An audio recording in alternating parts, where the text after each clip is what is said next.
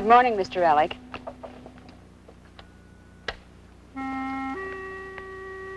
Sir, Mr. Relic is here. Yes, sir. Right in, Mr. Relic. Thank you.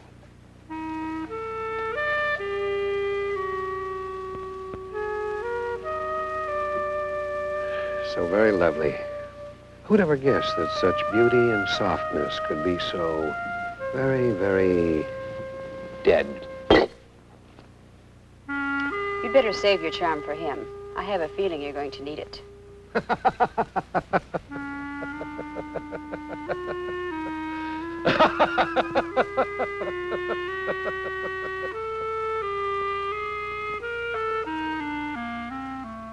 Morning, Chief. Say, I just had lunch with a friend of ours. Mr. Relic. The great Mr. Relic. Supervisor of our top accounts. My #1 boy. Relic, the fireball, the quota buster. Push your buttons, Mr. Relic.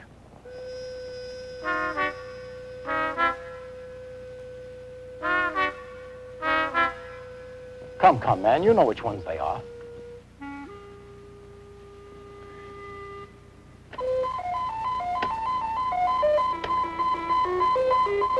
The year to date, our top accounts, your accounts, Mr. Relic.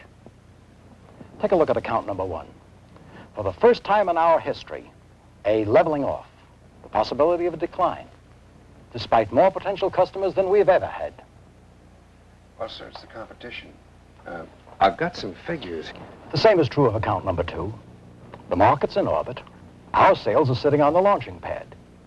And it's not just domestic sales. It's worldwide on both accounts.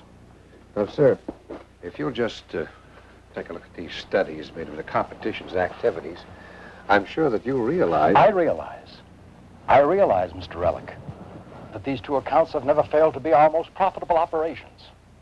Now, they're barely holding their own.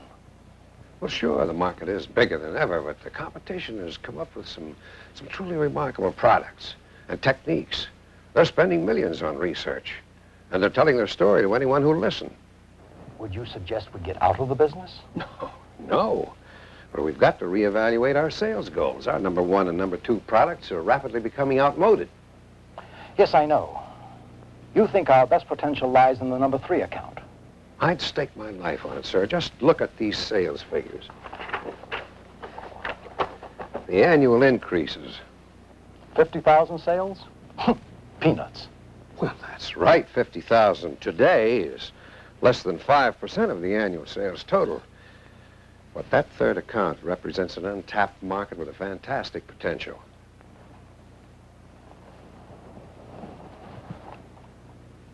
What do you think would happen if we got in back of #3 and really pushed? 87 million potential customers in the United States alone. Now, I don't have the foreign figures, but I would estimate that it might be 10 or 12 times that much. And our competitors? What are they doing? That's the beauty of it. Oh, they're plugging away with brochures, statistics, TV spots, radio, and some motion pictures. But the public isn't buying it because people are human. It only takes 1 second of human weakness, and we write up another sale. Oh, excuse me, I'm sorry. Pull out all stops on account #3, Mr. Relic. But keep hammering away at accounts #1 and 2. They've been our bread and butter too long. Don't worry, Chief. We're far from beaten here. You'll see #3 will be our top seller yet. I'll have copies made of these for you.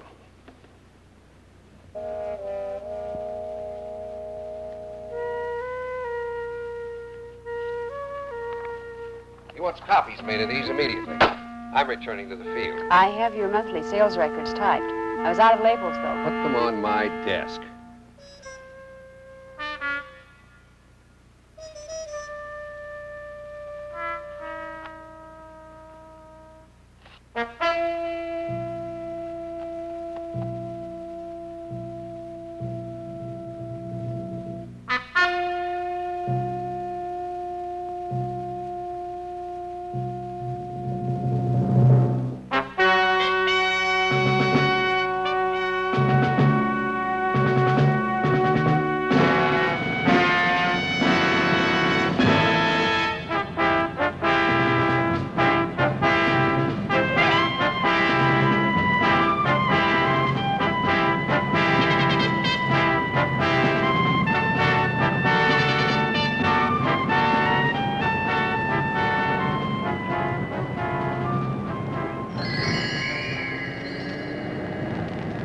Pardon me, are you on daylight savings or regular time here?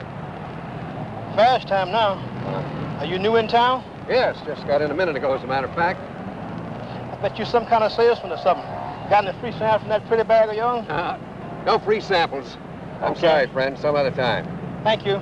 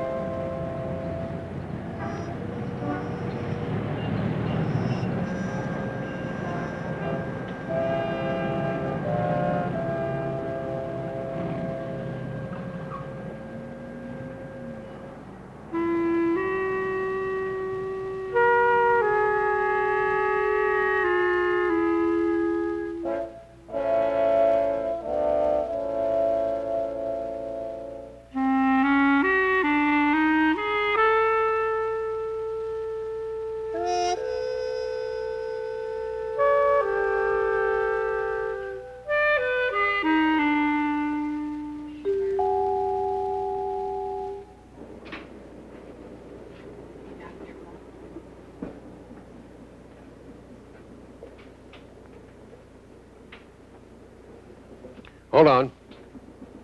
I'm Dr. Cecil Relic. I'm consulting on this case. How's he getting along? He's going to surgery, one of those synthetic heart valve jobs. Oh, he looks pretty weak. Mr. Yes, Mr. Roberts, that's the name. Well, let's get to work. Is surgery still on the same floor? 11th floor, he's scheduled for room 8. Mr. Obiet. Mr. Obiet. Mr. Obiet. Mr. Carl Roberts, mitral stenosis. Oh, brother, a clam has a better heart than this guy. Good boy, Relic. It could be one of those days. Like the Midas touch. Everything turns cold.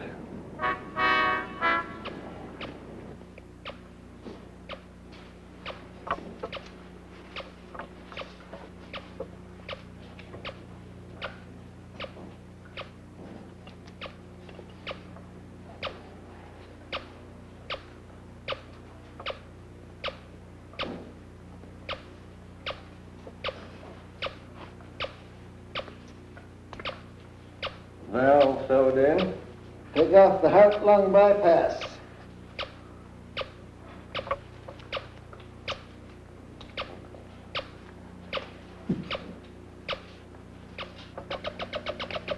The heart's going into fibrillation.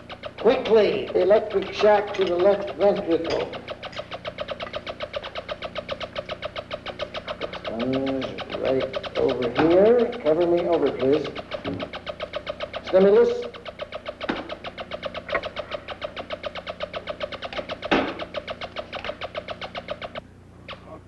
The heart's beating normally now.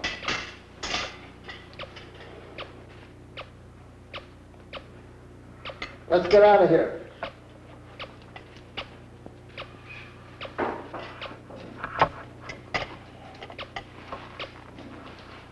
This is getting to be old hat.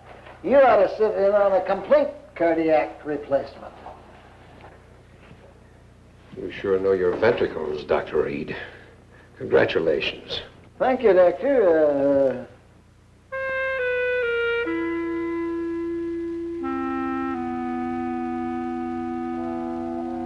Damn Roberts and his new heart valve.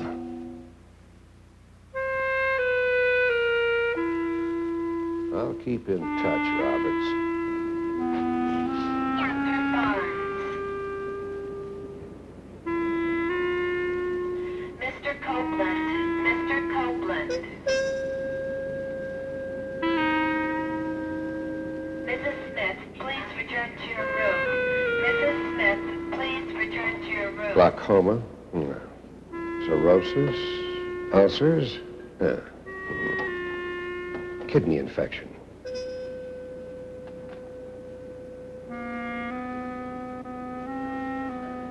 Fracture. Oh, no. Oh. Ah, this looks promising. May I help you? Oh, yes, nurse. I'm Dr. Livingston Relic. I'm new on the staff. And Dr. Hoke asked me to check up on Mrs. Genesi. I understand that she underwent exploratory surgery this morning. Do you have any word from pathology about malignancy? Not a word. I'll notify Dr. Hoke that you're here. Oh, no, don't bother. I'm having lunch with him later. Just show me to Mrs. Genesi's room. Room 194. She's still out. I understand her husband died of cancer only last year. Poor thing. Dr. Campbell.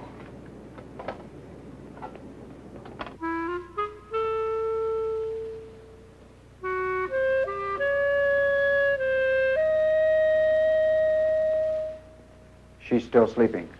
I'm Dr. Hoke. Oh, Doc. I'm Theodore Relic, Miss Genesi's brother from Chicago. Since her husband died, I've been kind of keeping an eye on her.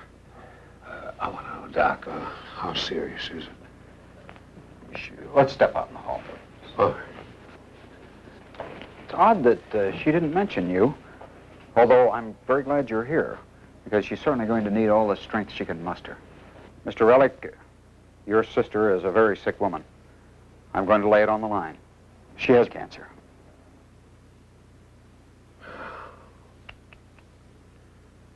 Well, give it to me straight, Doc. How long she got? Oh, if you'd asked me that a year or so ago, I'd have said 6 months at the most. But with our new Betatron, I think we have an excellent chance of arresting it. What do you mean? She might recover? She has a very deep-seated tumor. However, I'm sure that the new Betatron can reach it. See, this has an output of 60 million electron volts. Consequently, it is capable of delivering higher doses of radiation in shorter periods of time. Therefore, it won't damage the healthy tissue around these deep-seated tumors. Now, to your sister, that means life instead of death. That's amazing. I didn't know you had a machine like that. Oh, I think it's just a matter of time until we eliminate this killer. Mr. Relic? You all right, Mr. Relic? Look a little pale. No, I'm all right. Mr. That's just the relief, that's all. I had a very difficult morning, Doc. Mrs. Smith, Thanks please for your return courtesy. to your room. Mrs. Smith, please return to your room.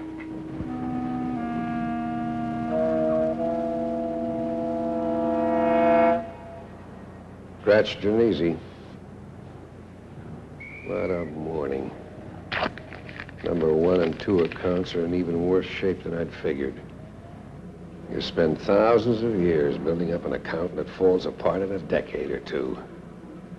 I need a drink.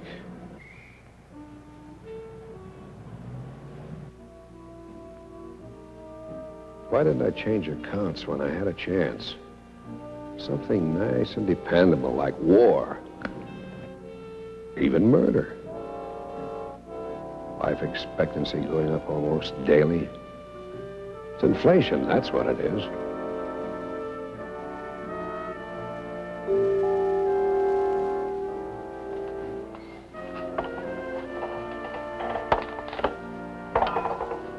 Oh, I want to show you this shirt. Isn't it lovely? And I got it for half price just because of that buttonhole. It's gorgeous, Emma. It's for Walter's father. He's going to be 83 tomorrow. And after the party, he's driving up to Lake George to go fishing. What, no water skiing? Oh, of all the nerve. And him with a purple briefcase. You know, it was kind of nice, though. I wonder if Grandpa would want one.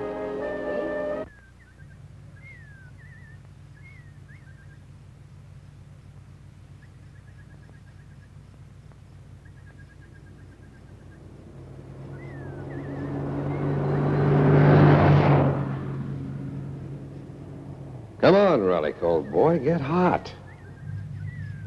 We can land a customer a minute on this third account.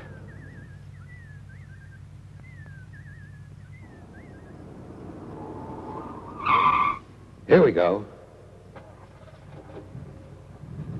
Hi, kids. Say, how would you like to make a fast $5? You bet your boots, Dad. What do we have to do? It's simple. Just deliver this envelope for me in Milton Square inside of 15 minutes. You think you can do it? Jimmy's a fabulous driver. He'll get it there, won't you, Tiger? As good as there. Fine. You got the envelope. There's the $5. Now remember, you got just 14 minutes. Go to it. Don't worry, Dad. All lights are green. I'll have it there in 10 minutes. I'd bet my life on it. Good hunting, mister. I'll be seeing you.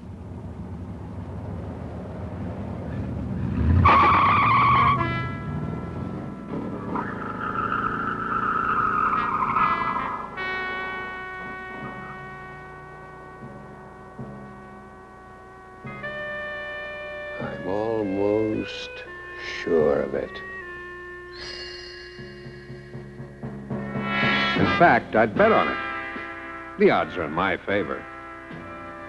All you young drivers are pushovers. Cocky, overconfident, so sure of yourself that you're careless. You think you're too old to cry? Too strong? Don't fool yourself. You'll cry like a baby when you're stretched out on the asphalt with pain tearing at every inch of your body, wondering if you're going to live or die. And you'll pray like you've never prayed before, because you're not sure now. Not sure you'll see daylight again. But you'll see me. I'll come with a sudden wave of darkness.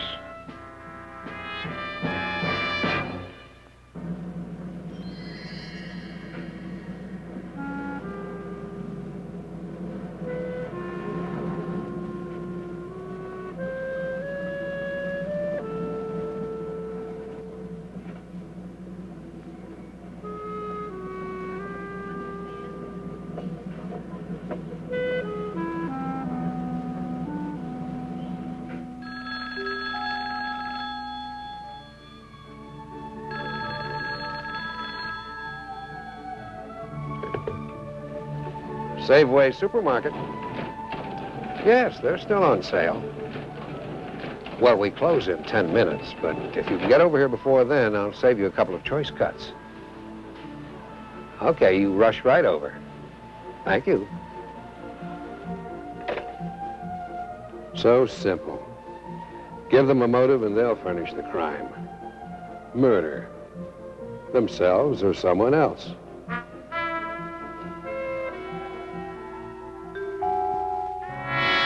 Yes, I gave you an excuse to speed, and you did. Rush right over. Oh, boy. Floor it. Speed it up. Don't worry about the unexpected. Don't worry about anything. Just like this fella. He had a lot in his favor that afternoon. A new station wagon, good road conditions on a 4-lane highway. Only one thing on his mind. A desire to get home. Faster. Faster. He was on the truck before he realized it. No time to swing out. A bullet can't turn in flight. But don't believe me. Try it yourself. And I'll see you then.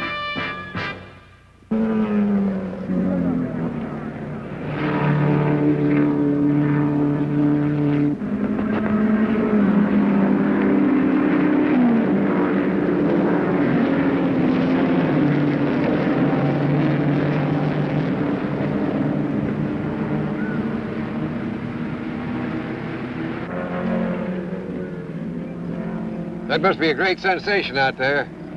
Really living. You're not kidding. Those guys must feel like kings with all that speed and power in their hands. Yeah. You ever tried it? No, not with my responsibility. Besides, I couldn't afford one of those babies. Well, you've got one of those new X2 supercharged motors, haven't you? They're supposed to take a milk truck up to 130. Why don't you open it up on the way home? Oh, if I were alone, I might try it.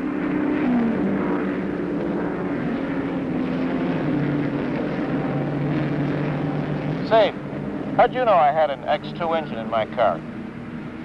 I'll live it up a little. Family might get a kick out of it. Show him the old man's as good as those young fellas out there. I might.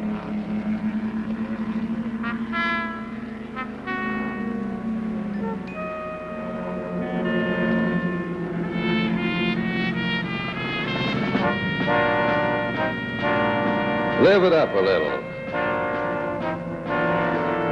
A family might get a kick out of it. Supposed to hit 130. A great sensation. Really living. Show the family. Live it up a little.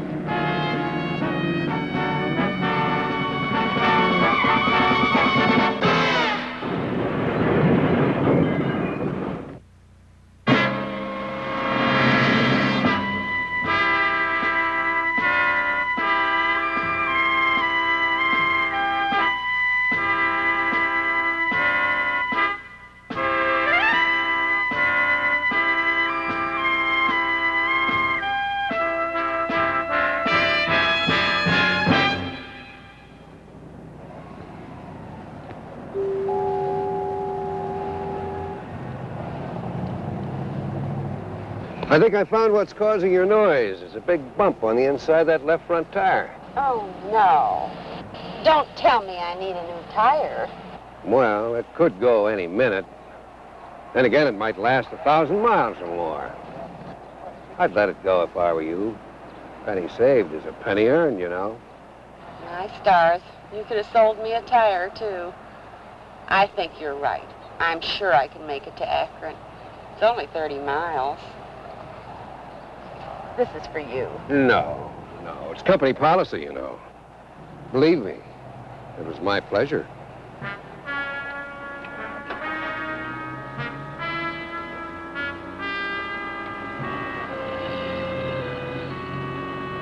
They'll never learn. They'll save $1 and lose their lives to me.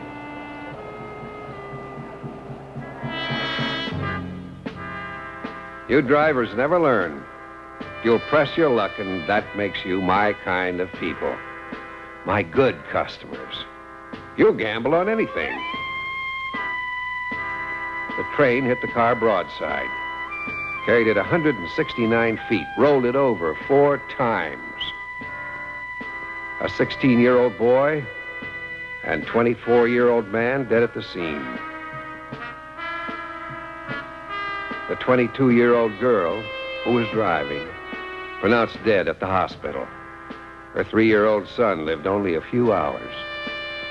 The 16-year-old boy was arrested just an hour earlier for speeding, going 90 miles an hour.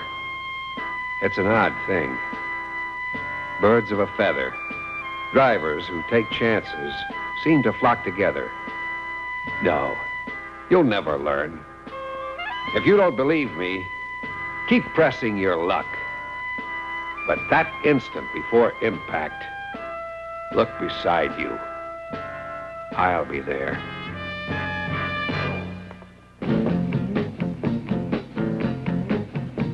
I'm a salesman myself. I can't cover territory like you can. 600 miles in one day. It's really driving. I should be in Albany tonight, but that's 200 more miles. I'm bushed. I think I'm going to head for the nearest motel. Yeah, but if you don't get there tonight, you'll have to drive it tomorrow and waste all those prime daylight sales hours. That's the way I always look at it. You're right. Guess I better be on my horse. Here's my card. If you ever get to Chicago, look me up. We'll have a drink. Oh, fine. Here's mine. Yeah, it's been a pleasure. Thanks. Hope we get together again sometime.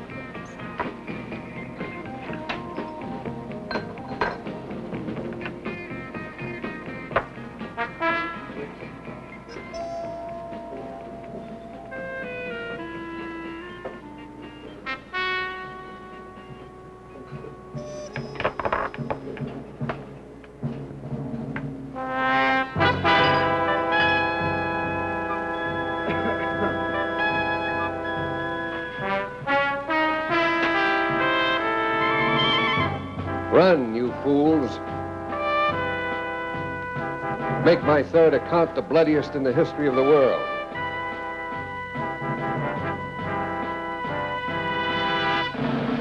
You buy because you're human, with hundreds of human weaknesses. Recklessness, impatience, carelessness, disregard for the safety of your fellow man or yourself. I'll sell and you'll buy in a moment of weakness. Don't look for me. I'll find you.